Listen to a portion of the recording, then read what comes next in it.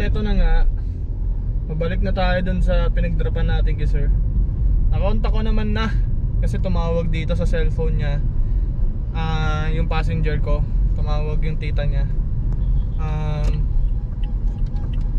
Nag-cancel na ako ng booking. Kinancel ko na yung book ko. Baka kasi makalayo pa ako, mas mahirapan pa akong may sole. So ito na, pabalik na ako kay sir.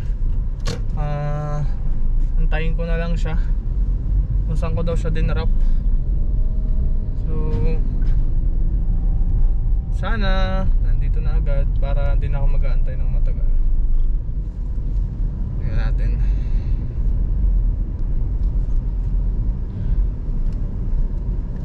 Saan na kaya si sir? Ay, ito pala. Hello sir. Sir, kayo nakahanap. Sir, sorry ko lang yung cellphone at Salamat sir. hindi ka nakikita sir. Yan. Buti na lang kayo nakakahanap ng cellphone ko sir. Kasi lalo na pag yung mga customer yung nakahanap. Nakahanap sir. Ayun. So maraming salamat sir. Thank you. Thank you sir. Yun guys, pagka ganun, isasoli natin. Sobrang importante kay sir yung mga naka-contacts doon.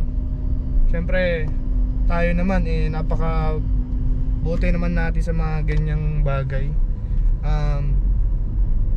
Napakabuti natin sa mga ganyang bagay.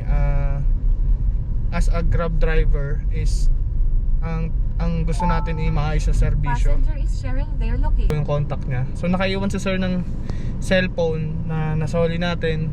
Buti naman nandyan agad si sir at agaantay sa response natin. So yun guys, lagi nyo tatandaan na mas mabuti yung gagawa tayo ng mabuti sa kapwa. Mas maganda yung makagawa tayo ng kabutihan sa kapwa.